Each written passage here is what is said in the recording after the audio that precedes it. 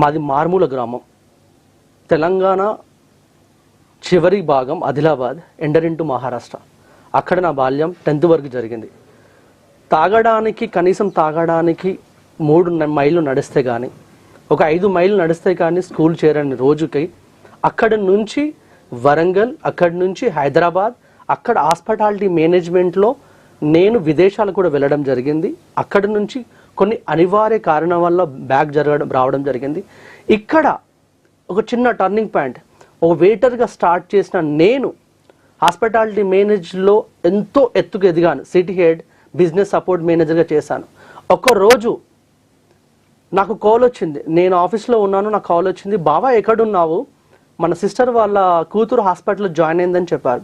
వెళ్ళి చూశాను, షాక్ అయిపోయాను. ఆ పాప పాస్ అయింది మంచి మార్క్స్తో పాటు, విగతి జీవిగా శివంగా మారిపోయింది.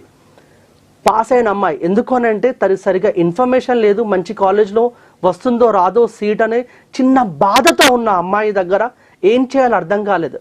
దురదృష్టమో ఏం చెప్పలేను. ఆ 5 నెలలు 6 నెలలు నాకు వరుసగా చుట్టాల దగ్గర, స్నేహితుల దగ్గర అలాంటి కాల్స్ రావడం, అలాంటి సంఘటనను కళ్ళారు చూడడం జరిగింది.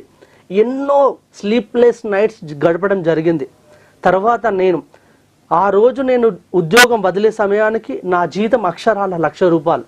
అయినా నేను వదిలేశాను. ఈ జీవితం ఇందుకు కాదు, నా కుటుంబానికే పరిమితం కావద్దు అని డిసైడ్ అయ్యి నేను ఐఐటీలో ట్రైనింగ్ నేర్చుకున్నాను. పిల్లలకి ఎలా ట్రైనింగ్ చేయాలి, ఎలా కెరీర్ గైడెన్స్ చేయాలి, ఏమేమి చదువుకోవాలి, ఎలా చదువుకోవాలనే అంశాలను పూర్తిగా నేర్చుకోవడం జరిగింది.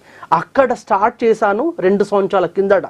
అలాగే చెప్తే ఎవరు వినరు కదా, ఒక మైక్ పెట్టుకోని అని చెప్పేసి లాస్ట్ సూసైడ్ ప్రివెన్షన్, ఆత్మహత్య నివారణ కోసం నేను చాలా మట్టుకి ఒక రీసెర్చ్ చేశాను. ఒక కాలేజ్లో రీసెంట్గా చేరి 1 year నుంచి వాళ్ళ మీద జర్నల్స్ చేయడం కూడా జరిగింది.